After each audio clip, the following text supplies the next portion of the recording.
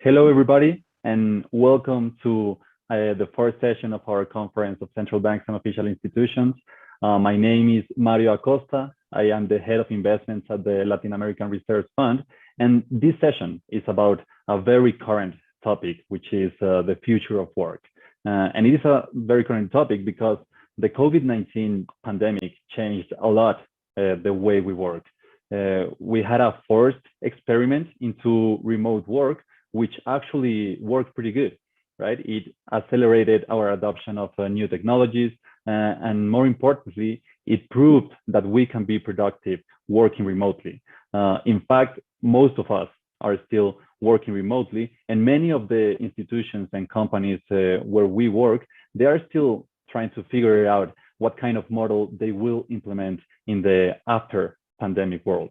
Will it be go back to the office exactly as we used to? Will we remain at home? Something in between? We just don't know. And this is the reason why we invited our next guest, Professor Robert Pozen, who is the author of the book, Remote Inc., How to Thrive at Work, Wherever You Are, which is a guide to thriving and excelling when working remotely if you adopt the mindset, habits, and technology tools of professionals who are even more productive outside the office. And in his own words, it's like learning to think like a company of one. Bob is currently a senior lecturer at MIT Sloan School of Management and a non-resident senior fellow at the Brookings Institution. And also, Bob knows very well the asset management industry. Back in 2004, he became the executive chairman of MFS Investment Management. And prior to joining MFS, he was vice chairman of Fidelity Investments and president of Fidelity Management and Research Company. So we will be able not only to talk about the future of work in general, but we will also talk about the future of work in the asset management industry, which is something I'm sure you all want to hear about. Bob is also the author of the bestseller Extreme Productivity: Boost Your Results, Reduce Your Hours. And this year, as mentioned, he just published Remote Inc., his book about productivity and working remotely, which is the subject that we will cover during this session. So Bob, with no more introduction words, thanks a lot for joining us today, and it is a great pleasure to have you with us. Thank you for inviting me, Mario. It's a great pleasure for me to participate here. Great. Bob, preparing for this session, I was looking at a survey that was done by the CFA Institute and to investment professionals all around the world. And when they asked the question, what percentage of time is needed in the office for maximum productivity, CEOs and C-level executives, their answers were close to 55% time at the office for maximum productivity. But when they asked their employees, their answers were between 35 to 45% of the time. And every time you check a survey about this subject, you keep finding this gap, right? Many CEOs want employees to come back to work close to full time, but that's not the view of most employees. Why is that? What accounts for these big differences in opinion? Well, when you speak to CEOs about why they want people to come back near full time, they name a few things. One is they feel like young people learn through the apprenticeship model, and that requires people, in their view, to be present and then to watch how others operate. A second thing they think is that being in person is really critical for innovation, for informal brainstorming, these sorts of things. And third of all, I've heard many of them say they feel like if people don't come back in person for most of the time, then they'll lose their company culture. Now, all of these 3 points, I think, have a measure of validity. But the question is, does it really require that you come back 4 or 5 days a week? And I think the answer is probably no. I think that many of these goals, many of these characteristics many of these features can be achieved by being in person for some of the time, maybe 2 days or 3 days a week. So, if you are in the office several days, 2 or 3 days, you could have brainstorming sessions during that time. And then people can watch other people work, and you also have a sense of culture. I think the CEOs are also underestimating how much you can do this remotely. So people have been creative about having brainstorming sessions on Zoom. They use whiteboards on Zoom, and they can say that any member of the team can call a brainstorming session. They can sort of promote chit chat before and after meetings. So there are lots of ways in which you could have brainstorming remotely. So I think this gap is very real, but I think both sides need to compromise, and we need to think harder about what we're really trying to achieve by in person. How many days a week does that imply in person? And then how much of this can be accomplished remotely? So let's talk about a little bit about this model. And for sure, the pandemic was the greatest experiment of remote work in our history. And we definitely learned a lot. Or at least we proved that remote work works, right? And although the pandemic is not over yet, some companies already implemented their new workplace structure, but many of them are still in that process. So in your opinion, what is the likely structure of workplace of the future? Mainly at the office, mainly at home, or something in between? I think the answer is a hybrid in which you're at the office 2 or 3 days a week and you're at home 2 or 3 days a week. And yes, there'll be some companies that will go mainly remote, but that will be a minority, and there'll be other companies that will be mainly in the office. But it's the hybrid structure that really is, I think, going to be most popular, and it's going to really be prevalent. And I think that's what we're seeing already, and we'll see more of it. And who should be the one that decides that? Because we already saw the difference in opinions between the ones that are leading the company and the employees that work at it, right? And with the leaders biased to go back to the office and employees biased to remain at home. And so having those biases in mind, who should determine the optimal design of the hybrid structure, the organization or the individual employee? Well, in my view, it's neither the CEO for the whole organization, nor should this decision be left up to every individual. I think that the relevant decision-making unit is the team. So if you look at most organizations, they're composed of teams that operate very differently. Let's look at an investment operation. So there are analysts who have their teams. There are IT support people. Those are a very different team. You have marketing people who are trying to reach the customers, and then you have, say, service and support teams for the customer. So those are just some illustrations of the different types of teams. And the different teams will have very different needs. And we shouldn't try to have one rule be the right answer for the whole organization. What I think we want is for each team to decide what's the optimal configuration, what we call in the book, the Goldilocks plan, not too much remote work and not too little. And if that's done by the team leader together with discussions with the team, then I think that's going to have the best results. Yeah, and that's an interesting concept that you have in your book, that basically in designing the hybrid model, one size does not fit all, right? And as you mentioned, one thing is the office needs of a portfolio manager, and something very different could be the office needs of the middle office, back office, the research department, or human resources. It's totally different than you have the people who write software, or the people who support the hardware, people talk to the customers. So each of these teams is so different that the idea that you're going to have one size fits all doesn't make any sense. So we want to let each team make the decision for the team, and that's the relevant decision-making unit. And what are the key factors that each team should consider in designing their hybrid? Yeah, so my co-author and I wrote an article in the New York Times in which we coined an acronym, FLOCS, FLOCS,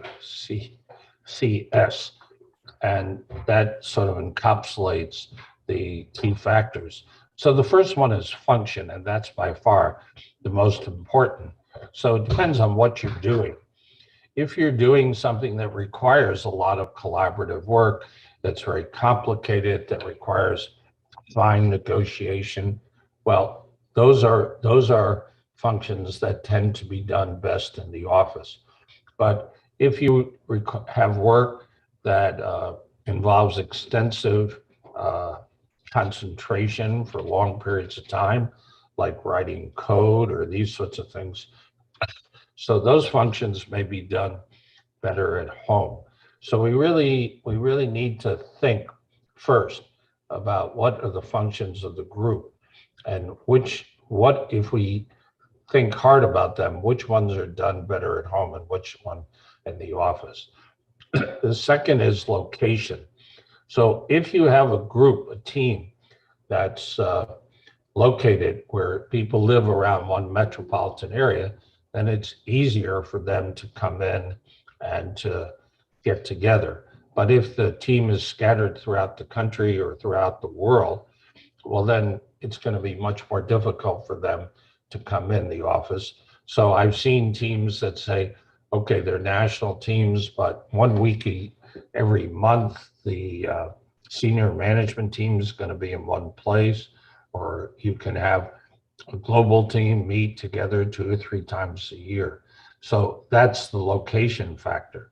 The third thing is organization.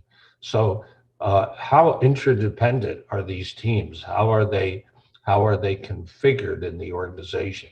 To the extent they're interdependent, then we want them coming into the office on the same time.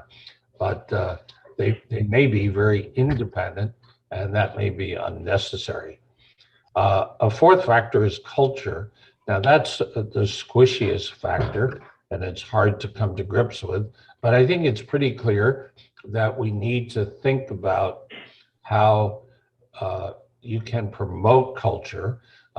We've been in an unusual situation because people know each other, and then the pandemic came, so they've already built up some social capital. But when you get new people in the team and there's more turnover, well, then the question of onboarding people and how you get and maintain culture becomes critical.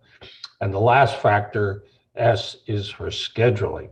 So this is the practicalities that if you're going to have people on the team come in the office, you want them all to come in on the same day. You don't want them coming in on different days. And then I like to see people have a real space in the office that they can call their own. So some companies have done what they call hot desking, where people come in and pick a desk any place. But I think that's not really good. People don't have any place to keep their stuff, and every time they come in, they have to learn a different environment. So it's very disconcerting. So if you have 2 teams, for instance, that rotate through the same space, then everybody can have their own office, even if they share it with someone else. And also from the organization's point of view, you can probably reduce the rent by 30 or 40% if you do that. So those are the 5 factors that we want people to consider as the team designs what's their optimal hybrid. And Bob, let me go deeper in one of the flux factors. Let's talk about culture. And probably one of the main issues about remote work is that it is much harder to establish relationships with your coworkers and colleagues, right? Because there are no elevator chats or going out to grab some lunch or those spontaneous personal interactions that help you build confidence with your team and your coworkers. And probably it is even harder to relate with your boss under this model. So to the extent that employees are working remotely, how should they change the way they relate to each other and to their bosses? Well, I think it probably is clear now that the managers have to be more proactive to promote these values, the culture. And if they're working remotely, one of the things they can do is hold meetings where there's no business agenda, where the point of the meeting is for people to talk about what they did in the last month, about what's happening with their children, what's happening with their hobbies. And people have become pretty creative about it. People have played games together with their groups. People have had cooking lessons where they deliver food to each person and then they cook together. So that's really important in terms of building culture, is having these non-business remote meetings. And then another thing is that I hate it when people have meetings scheduled back to back, every hour on the hour, and they just go from one meeting to another. So then there's no time for informal discussion, no time for chit chat. So I really think one of the rules that a team should set forth is that no meeting occurs more than 30 or 40 minutes. And so that gives people a chance before or after the meeting to have the sort of personal talk and other things that maintain culture. And I think in terms of relationship with your boss, we hear a lot of remote workers worry about that if they're not physically present, they won't have the boss's ear. Well, I think I like to see people, bosses, team managers, hold one-on-ones every week with their direct reports, so that if they're working remotely, they still have that time dedicated to talking to their boss and having building a relationship with him or her. And let's go deeper on that other side of the coin, the managers, because many managers faced the pandemic having no idea about how to lead a remote team, right?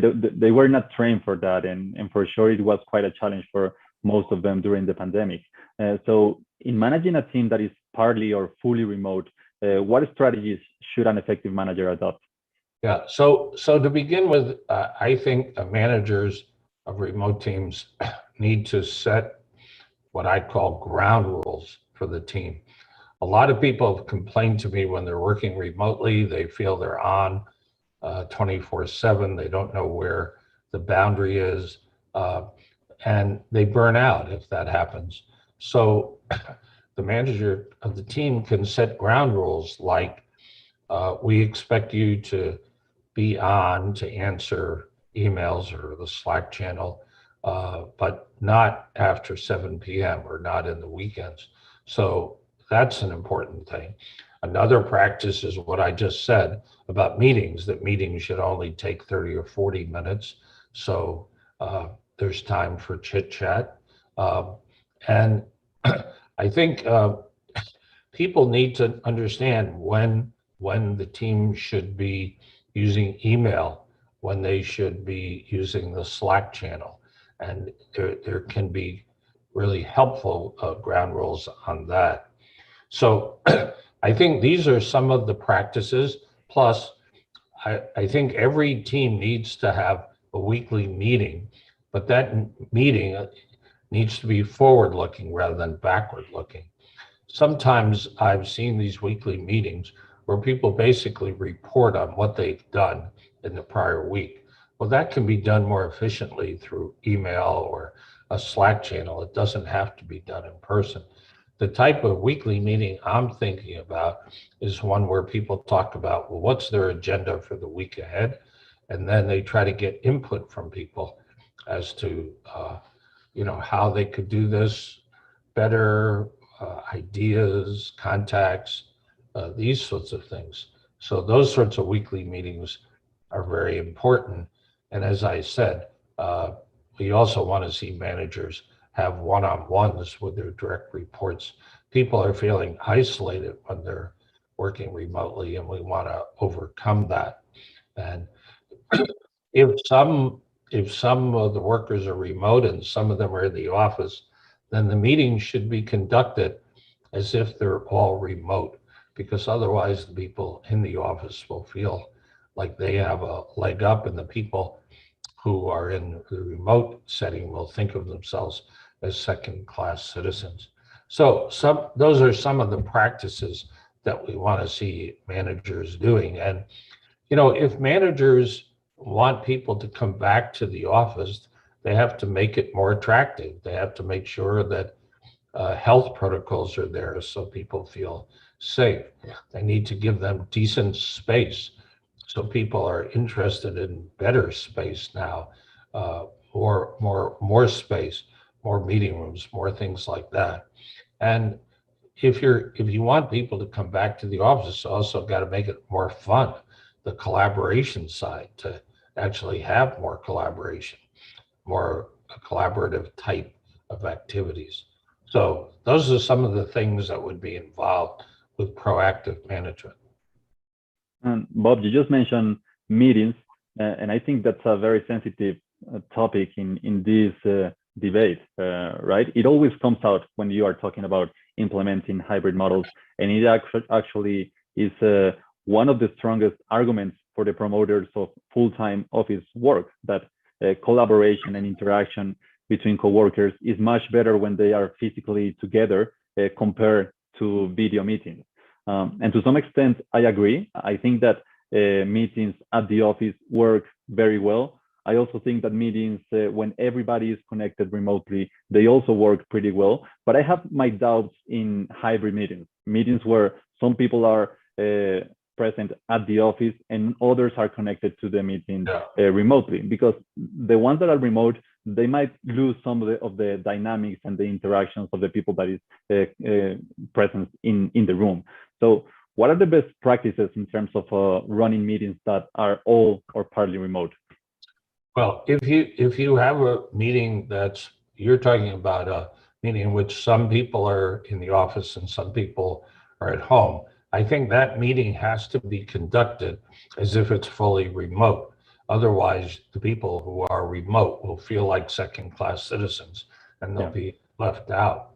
But I think more generally, you're right to say that the pandemic has shown that we really need to be a lot more disciplined and rigorous about our meeting practices.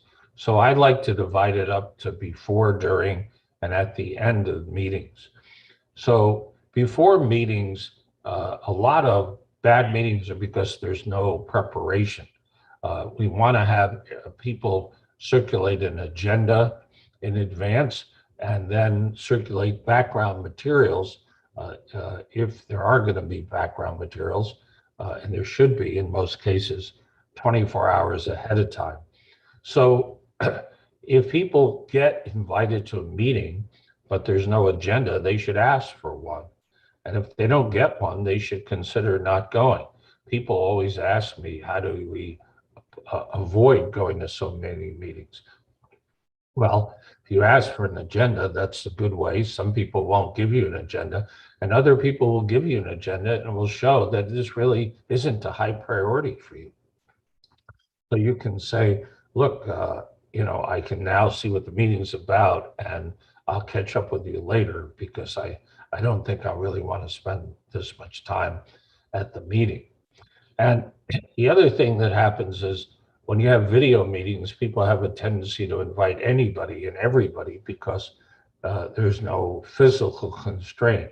But there's been a lot of work on what makes for a good meeting in terms of size, and it's usually in the 6 to 8 people range.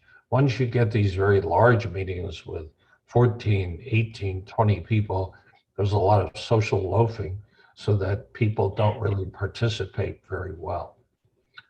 Then if we look at what happens during the meeting, one of the things that I want to insist on is that people have videos on and not have some sort of avatar. Otherwise, you can't really tell whether they're participating or not. You can't really see their body language. So it's pretty difficult. So when you have an online meeting, you want the leader to start by teeing up the issues, but not to take more than 10 minutes. If the leader reviews all the materials that have been sent out, it often takes 30 or 40 minutes, and then nobody has an incentive to read those materials because the leader is doing it. It's also pretty boring. You know, we see lots of people who have lots of PowerPoint, and they just spend most of the time having PowerPoint. Well, what's the point of the meeting? The point of the meeting, of a lot of meetings, is to have discussion and debate, to have the innovative brainstorming.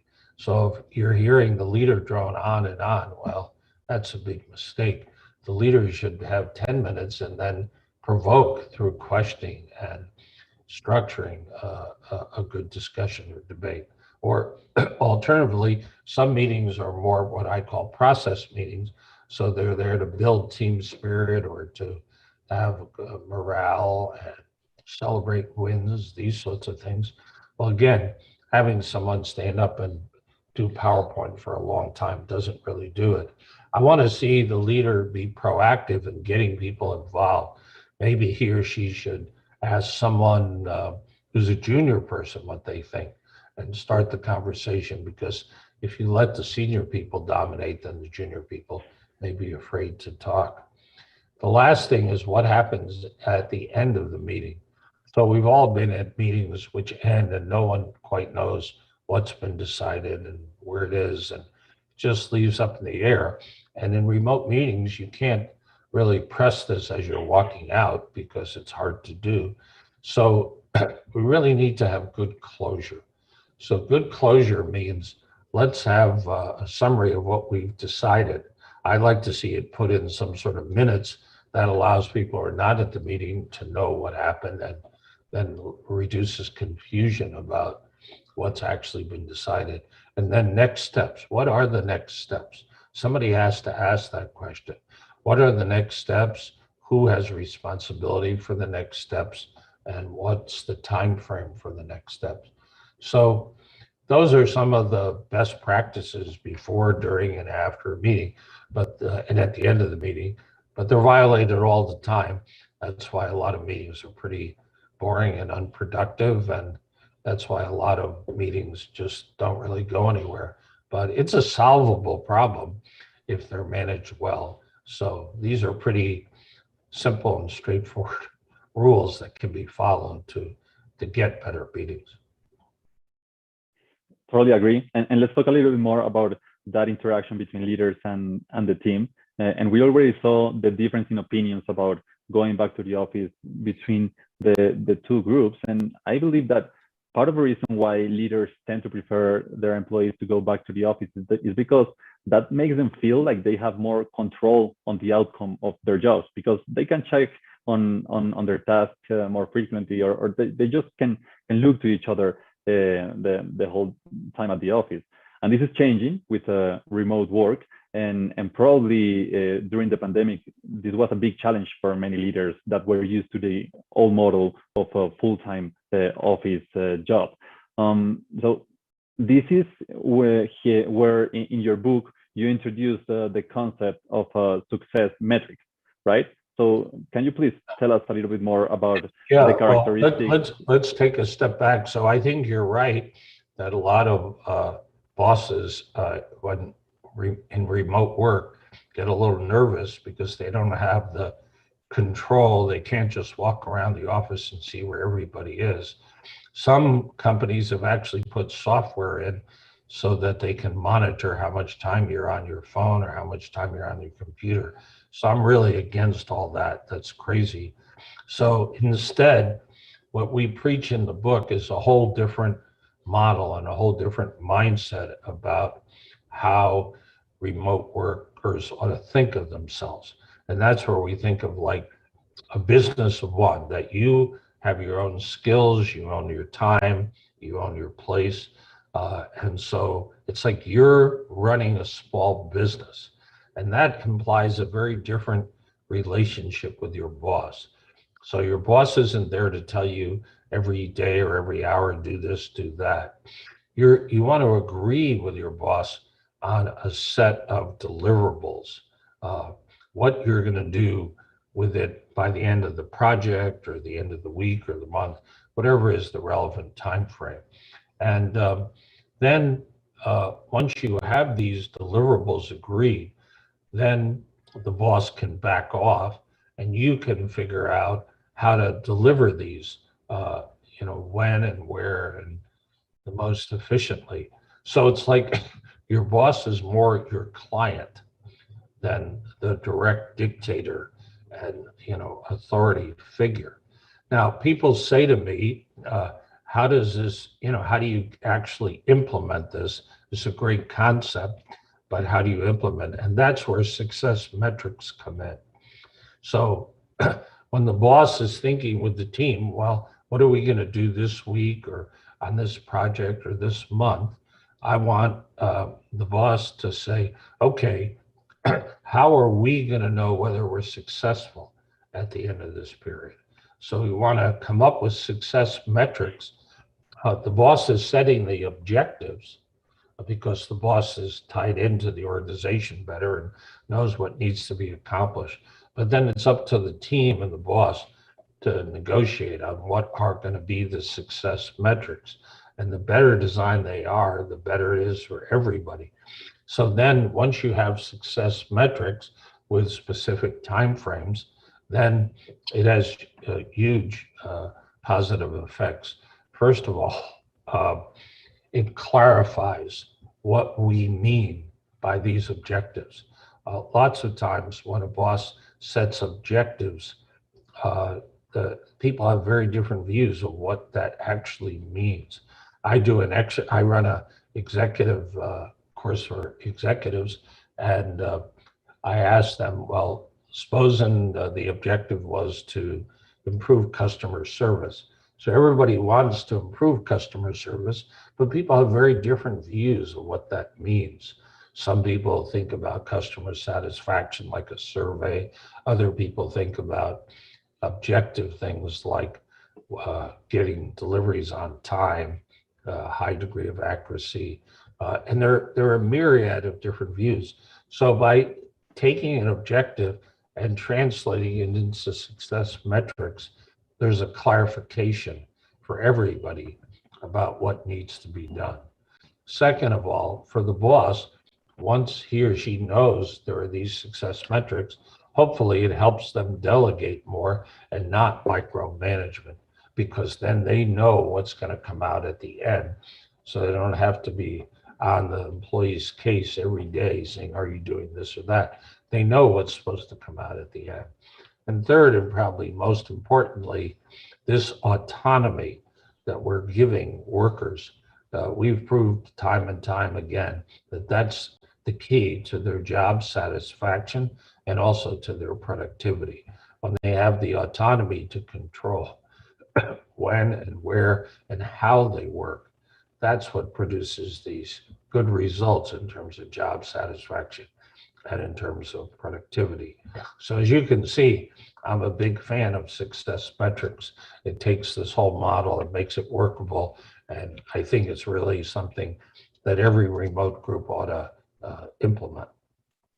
And there's something very interesting in your work about success metrics, because success metrics imply periodic evaluations of your team, right? But I found that you're actually very critical with annual performance reviews, right? So yeah, well, I'm like president of the Anti-Annual Performance Review Club.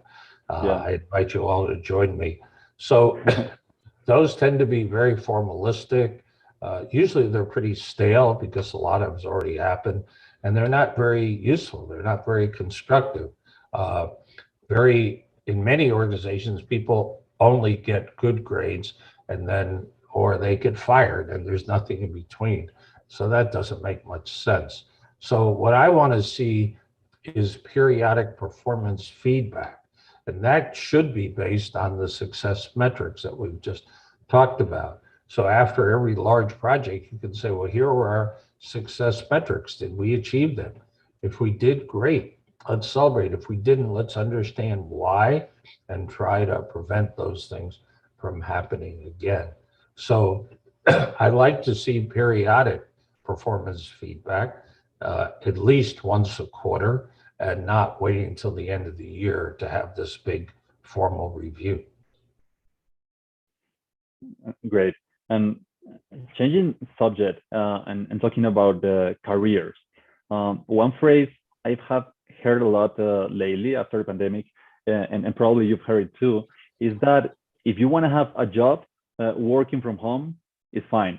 But if you want to have a career, you should go back to the office. And this talks about the relationship between managers and employees. No, you're right. A lot of people working remotely are very fearful about what's going to happen with their career. They think they're not going to be able to get, they're not going to know of opportunities that are happening.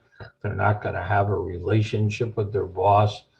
So they're going to be left out. So I think when you're managing people who are working remotely, you again have to be proactive and bring up this idea of career planning at least once, if not twice a year, and discuss with people, well, what is it that they want to really get to in 2 or 3 years? I don't believe in going out 10 and 20 years because it's too far, but you can have a really good discussion about the next 2 or 3 years. And you know, managers can help. What can they do? They can help people by subsidizing courses if they think they need new skills. They can help their teams by giving them opportunities to work with people in other parts of the company so they can see things. They can encourage people to join industry groups. So these are all the sorts of things that managers can do to help their team members feel like they care about their careers, and they're also helping them to progress. Great, Bob. And now I have to take advantage of your experience in the asset management world. As promised, as mentioned, you had leading roles both at MFS and Fidelity. And I'm sure the audience want to hear your thoughts about the future of work in the industry. And my first question is actually related with one of the flux factors that you mentioned before, which is location, right? And historically, the asset management industry has been very concentrated in a few financial hubs like New York, London, and a few others. Do you think this would change with the adoption of remote work? And if that's the case, what kind of asset managers would outperform in this new environment? I'm not sure we can figure out who's going to outperform. But I think we can say that this skill set that is going to be necessary for asset manager is changing. And there's going to be a lot more emphasis on non-traditional sources of data and people who can analyze that data, so that the role of data scientists will be greater. Now, some people, you know, my students sometimes say, so you mean there are going to be no people left and asset management will all be done by algorithms, computers? Well, I think that's definitely not going to happen, because even if we have non-traditional data and then we analyze it, there's always going to be a judgment call about what it is that you're going to do with this data.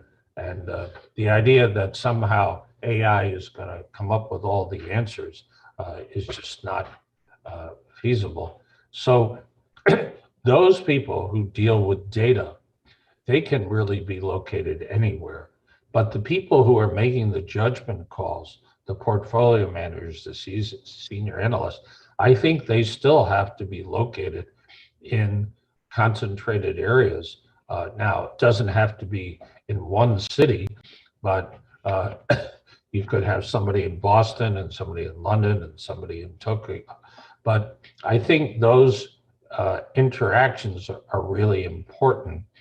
And the other thing that happens is if you're at a place like Fidelity, lots of CEOs come to your offices and make presentations about what's going on. Now, of course, this can be done remotely, but what you're really trying to do when you see these CEOs is you're making a judgment, not just about what they say, but what sort of person they are and whether they really have leadership ability and whether you really believe what they're saying.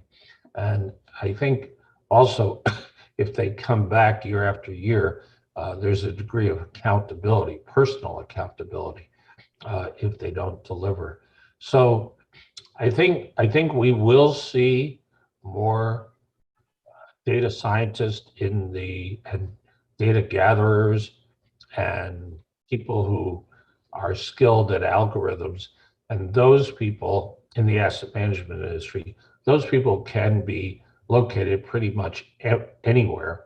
But I still think you'll have hubs for any company and any asset manager in a few places, maybe a little more, but I think that personal interaction, both with other analysts in your own company and with CEOs, is really still going to be important.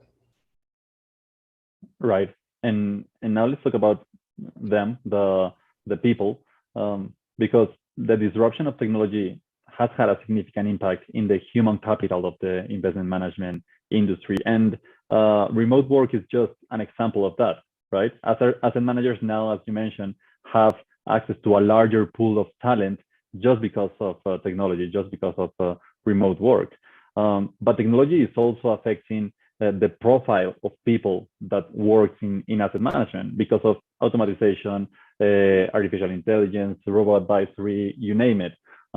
What kind of skill sets or profiles are likely to do well or do poorly in the coming years for current and newcomers of the asset management industry? We like to think that the profile is all the students coming out of the MBA programs at MIT Sloan, because we teach them, they learn a lot about quantitative methods, they learn a lot about data analytics, they learn a lot about these things. So I think there's a shift, and that data scientists will be sought after by asset managers, and people who understand algorithms will be sought after, and that's changing the composition. But people still, if you have AI algorithm, etc. Let's assume, for instance, that your algorithm predicted accurately that Donald Trump would win the 2016 election. But then the question is, what's your investment thesis on that? Some people would say, well, if he won, the markets were going to react adversely, but that didn't happen. And so there's always going to be a judgment call. There's no substitute for common sense and judgment. So I think that the firms that are going to be successful are the ones that are good at melding these two different sources of decision making. One is the data heavy algorithms that are going to sort through all this stuff and maybe create universes or hypotheses for you. But then we still need the judgment calls as to what's going to happen and what you're going to invest in on the basis of all that. And that's something that is not really amenable to an algorithm, in my view. Well, we still have a couple of minutes to take questions from the audience. And one question that we got is related with one of the topics we mentioned before, which is meetings and the specific issue of cameras off during those meetings. How can we, either the leaders or the employees of the organization, encourage the use of cameras during the meetings without invading people's privacy on this? Well, one way to do it is to have give people virtual backgrounds like the ones we're both using now. So people's privacy would be if they're at home and they feel like they don't want to show everybody what's in their kitchen or what's in their bedroom. So if you make it easy for people to have virtual backgrounds, then they can come on. The second thing is to subsidize technology for people to give them good cameras and things where they feel like they're able to present themselves. And I think that people need to understand that when they don't have their cameras on, it's really hard for everybody else to see how they're reacting, how they're feeling about what's going on. So there's some degree of education about that. But I think if we have a virtual background, it's hard to think about where the privacy issues and those things, they tend to fade away. So I'm a big fan of virtual backgrounds, but I'm also a fan of cameras that show not just your face, but some part of your body. Mm-hmm. Great. And another question that is related with one of the subjects we mentioned before is how being able to recruit globally instead of just locally or regionally without necessarily requiring them to move to headquarters. Is that a significant competitive advantage? And is related also with is that an advantage for the worker as well? Because yes, you have access to many companies around the world, but you are also competing now to many other people around the world. Who is the winner in this new dynamic? Well, I think people who are highly sought after will have an ability to locate where they want. And most companies are going to have to provide at least one site other than headquarters where they'll be able to work. But as I said, I think it's better for the worker, the professional, and better for the company if it's not like 20 cities, it's a cluster, so maybe 2 or 3. And I think the difficulty is if you join a company, let's say where Boston is the headquarters as an asset manager, and you're managing mainly looking at Asian stocks. So it's perfectly reasonable for you to be in Singapore, and that might be a better location for you to see companies and CEOs. But I think it's really important that you spend some time at headquarters at the beginning so that you meet the people who are running the firm, you observe the culture, and you can sort of see how things go. So I think that onboarding process is really important for you. The other thing is it's important that, when I used to be president of Fidelity Management, I used to go to all the offices at least 4 times a year. And I think it's important for the people who are the top people to be doing that so that they can hear what are the issues, what are the concerns, they can see them and make these people feel that they're really part of the organization. They're not just, a hired gun out there. So I think those are some of the things that I would like to see. Bob, any final advice for those leaders that are watching us right now and which are still deciding what kind of model should they implement in their companies or institutions in the after pandemic world? Well, probably my final advice is to try to see this whole new world of hybrid. And as I said, I think companies will be hybrid as sort of a beta test, an experiment. The reality is that we're just figuring out these new modes of work. And as I said, I think everybody will be hybrid, but exactly what that means, how that design comes about, and whether it will be 2 days or 3 days, whether it will be in satellite offices or other offices, that's all up for grabs. So I think the key is to come up with, on a team basis, the optimal, what you think is going to be the optimal hybrid, and then try it out for 6 months or a year. But don't view it as like, this is the way it's going to be for the next 5 or 10 years, because we really don't know how these things are going to work. And at the end of 3 months and 6 months, 9 months, you ought to sort of reevaluate whatever design you come up with the hybrid. And so that also implies you ought not to make irreversible decisions. So you ought not to buy a large building because you decide that's what you want, because a year from now, you might not think that that's the best way to go about it. So I would say do the best you can to design your hybrid using the 5 factors and other things we've talked about. But second of all, view this as a beta, as an experiment, and reevaluate at least in 6 months, if not sooner.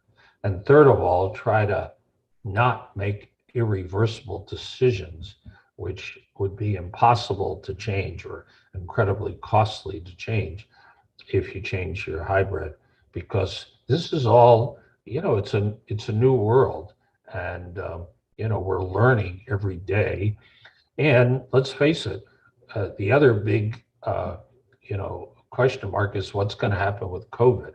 How is it that we're going to be dealing with that? Are we all going to get immunized, and we're going to learn how to do this and not going to have to worry about it again? Or is this going to be a continual fight? So we don't know the answers to these questions. So we don't want to come up with a hybrid and say, okay, this is the answer for the next 5 years. We want to avoid that. Well, again, thanks a lot. It was very interesting, your session. I definitely enjoyed it, and thanks a lot for joining us this time. Well, thank you, Mario. I appreciate the thoughtfulness of your questions, and hopefully the audience will have learned something about this in the process. And I appreciate your mentioning my book, Remote Incorporated. So that's easily available on Amazon. And my other book, Extreme Productivity, just came out in paperback. So that's been, I think it is translated into both Portuguese and Spanish. So people can read it in those languages if they want. So thanks for having me, and good luck on the rest of your conference. No, thank you. And about your book, Remote Inc., for the audience, remember that you can participate for a copy of it. For this book and all the other books we have covered during the conference, just follow the instructions below the chat. You will see there how to participate to win one copy of Bob's book, Remote Inc. And also remember that on Tuesday we will continue with the conference. We will have at 10 a.m. Eastern time our session about the future of geopolitics with Marco Papic from Clock Tower Group, and then we'll have the session about the future of money with Edward Prasad from Cornell University. Thanks a lot, and we'll see you on the next time. Take care. Thank you.